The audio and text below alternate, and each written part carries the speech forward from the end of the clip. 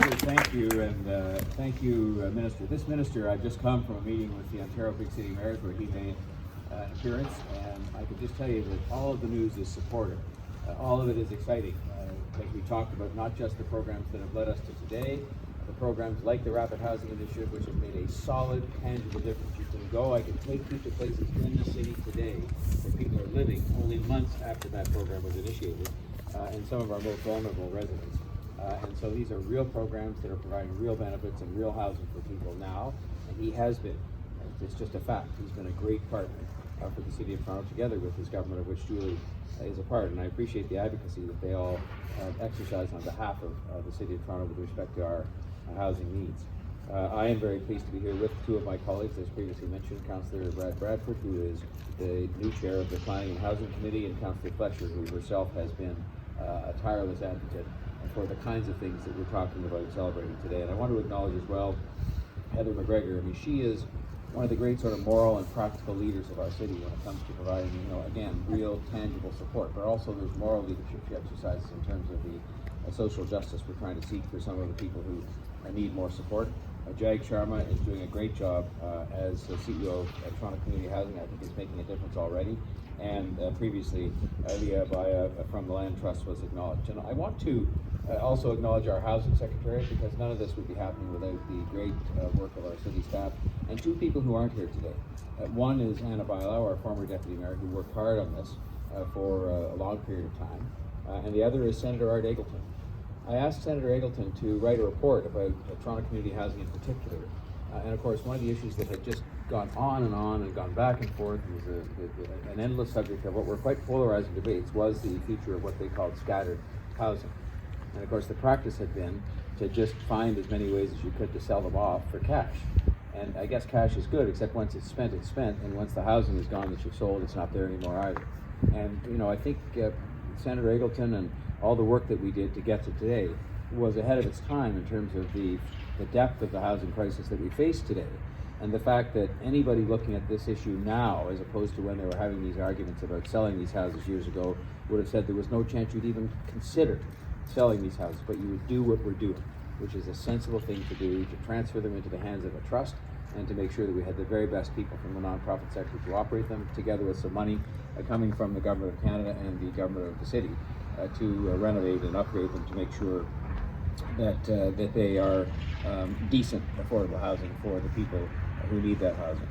So that's what's got us here today.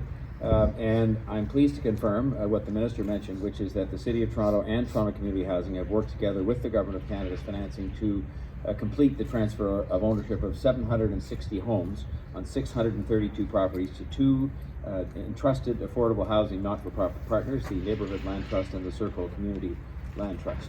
What this means is these largely single-family homes will remain as affordable rental housing in our city for decades to come. Not only that, but they will be renovated and maintained in a state of good repair, which was not the case always in previous times. Before, in the times that I made reference to in years gone by, in previous administrations, there was a false choice presented to people.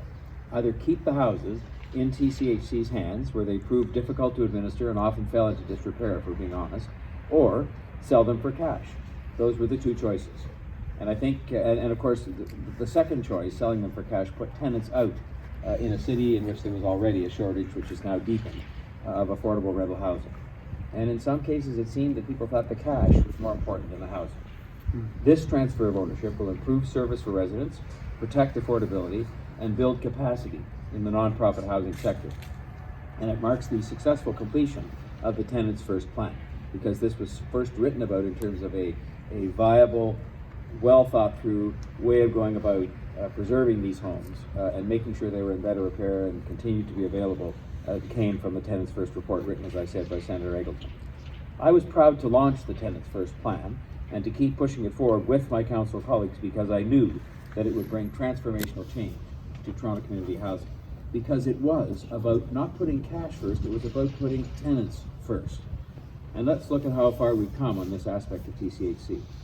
A decade ago, as I mentioned, there were raging debates. They seemed to happen about every 3 months like clockwork, every time the notion of selling some of these houses came up. And indeed, there were those who were pushing that to come up on a very regular basis. It was always controversial principally because people lived in those homes. And the city was looking at selling them for cash. And you can only sell something once. And once it's sold, and the housing was gone, and the tenants would be back on the list looking for housing.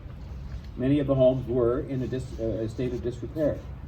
But we found a different way than that false choice of either keeping them just as it was or selling them for cash.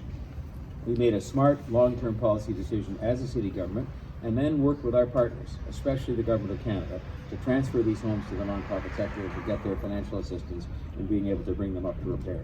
And so it means these homes will remain as homes for many years to come for residents who need those homes the most. These 760 affordable rental homes put a safe roof over the heads of hundreds of young people, seniors, families who rely on social housing in neighborhoods just like this one, with access to transit, schools, parks, and important community supports. These are houses in communities, the best kind. I want to thank our nonprofit partners, the Land Trust, for partnering with us on this venture, because I think they bring a credibility and a stability to this that I think is very important, especially when compared to the history of all of this. I'd also like to thank again, I started by saying thank you, but these programs, the National Housing Strategy, I stood with Prime Minister Trudeau on a very cold day, much colder than this, at Lawrence Heights when he initiated that strategy. And it has proven to be one that has many different facets to it, all of which have been substantial contributions to us making the progress we've made. And there are people out there who say we haven't made enough, and they're right. And I just sought a mandate in the election to do more when it comes to affordable housing, but we've done a lot. We've come a long way from the days when the city wasn't meeting its own very tiny little goals on affordable housing, and we've come a long way when it comes to building 3,000 affordable housing units in the past 2 years, and offering the housing benefits that we're offering to hundreds and hundreds of people. And I want to also acknowledge the contribution that has been made to that financing by the Canada Mortgage and Housing Corporation in putting that financing forward. You know, I just believe that if we work together like this, as we've done quite well for the last 2 or 3 years, we're going to get more homes built faster. We're going to have more of those be affordable and supportive housing, and that the dream that many people have of moving here to the City of Toronto and being able to live here, even if they have a job that has more modest income, is something that we can make sure is a reality instead of something that's become something from the foregone past. And so I just again thank everybody involved, including our city staff and everybody who's a part of this, for what I think is a very, very important day in housing in this city, because it's shown the way as to how we can do these things in a way that doesn't present those false choices and preserves housing for people and puts housing first and tenants and people first. Thank you very much.